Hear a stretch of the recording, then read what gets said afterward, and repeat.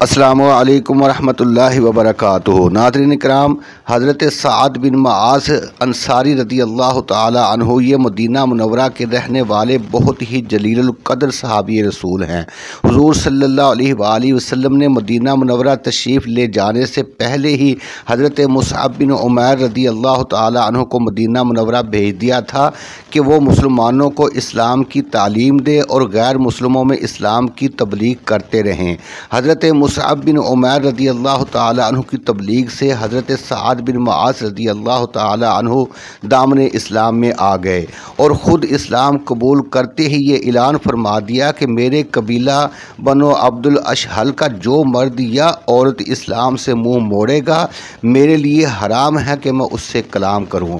آپ کا یہ اعلان سنتے ہی قبیلہ بنو عبد الاشہل کا ایک ایک بچہ دولت اسلام سے مالا مال ہو گیا۔ اس طرح آپ کا مسلمان ہو جانا مدینہ منورہ میں اشاعت اسلام کے لیے ایک بہت ہی بابرکت ثابت ہوا۔ حضرت سعد بن معاذ بہت ہی بہادر اور انتہائی نشانہ باز تیر انداز بھی تھے۔ جنگ بدر اور جنگ احد میں جو کارنامے انجام دیے وہ تاریخ میں سنہری حروف کے ساتھ لکھے ہوئے ہیں، مگر جنگ خندق میں زخمی ہو گئے اور اسی زخم میں شہادت سے سرفراز ہوئے۔ ان کی شہادت کا واقعہ یہ ہے کہ آپ ایک چھوٹی سی زرہ پہنے ہوئے نیزہ لے کر جوش جہاد میں لڑنے کے لیے میدان جنگ میں جا رہے تھے کہ ابن الارقہ نامی کافر نے ایسا نشانہ باندھ کر تیر مارا کہ جس سے آپ کی ایک رگ جس کا نام عقل ہے کٹ گئی۔ حضور صلی اللہ علیہ وآلہ وسلم نے ان کے لیے مسجد نبوی میں ایک خیمہ گاڑا اور ان کا علاج شروع کر دیا اور خود اپنے دست مبارک سے آپ صلی اللہ علیہ وآلہ وسلم نے 2 مرتبہ ان کے زخم کو داغا اور ان کا زخم بھرنے لگ گیا، لیکن انہوں نے شوق شہادت میں اللہ تعالیٰ سے یہ دعا مانگی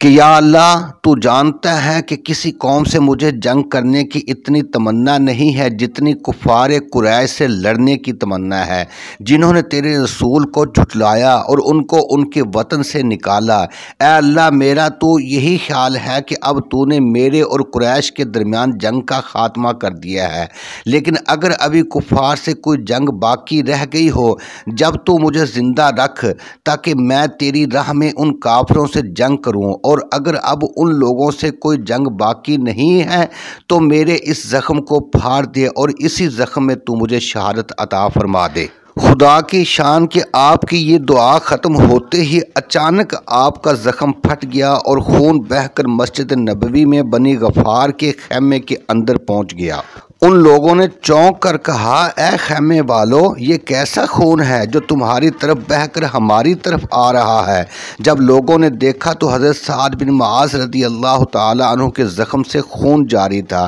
اسی زخم میں ان کی شہادت ہو گئی اور وفات کے وقت ان کے سرحانے حضور صلی اللہ علیہ وآلہ وسلم تشریف فرما ہیں، اور کمال تو یہ ہے کہ جان کنی کے عالم میں انہوں نے آخری بار جمال نبوت کا دیدار کیا اور کہا، السلام علیکم یا رسول اللہ۔ پھر بلند آواز سے کہا، یا رسول اللہ، میں گواہی دیتا ہوں کہ آپ اللہ کے رسول ہیں اور آپ نے تبلیغ رسالت کا حق ادا کر دیا ہے۔ آپ کا وصال مبارک سن 5 ہجری میں ہوا۔ اس وقت آپ کی عمر مبارک 37 سال تھی اور جنت البقیع میں آپ کو دفن کیا گیا۔ جب حضور صلی اللہ علیہ وآلہ وسلم ان کو دفنا کر واپس تشریف لا رہے تھے تو شدت غم سے آنسوؤں کے قطرات آپ کی ریش مبارک پر گر رہے تھے۔ حضرت عبداللہ ابن عمر رضی اللہ تعالی عنہ روایت کرتے ہیں کہ حضور صلی اللہ علیہ وآلہ وسلم نے فرمایا کہ سعد بن معاذ کی موت سے عرش الہی ہل گیا اور 70,000 فرشتے ان کے جنازے میں شریک ہوئے۔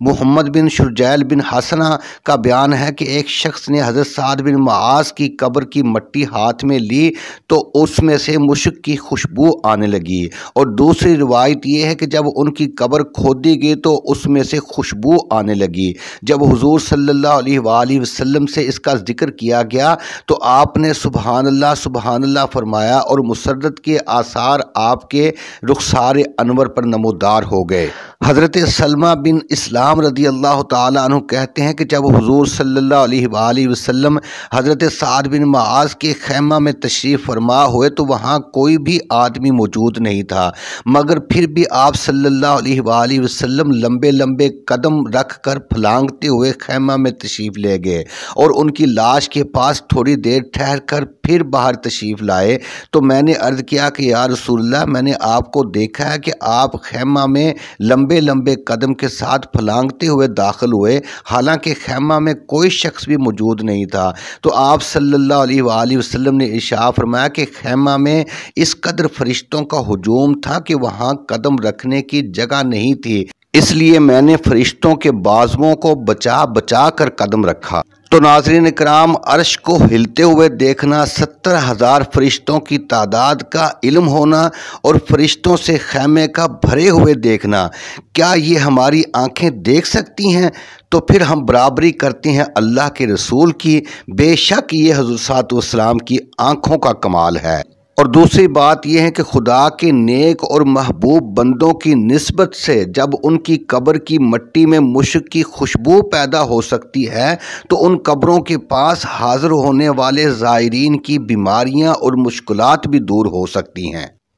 ناظرین، اگر ہماری ویڈیو اچھی لگے تو ہمارے چینل حوض کوثر کو ضرور سبسکرائب کریں، بیل کو بھی پریس کریں۔ اللہ حافظ۔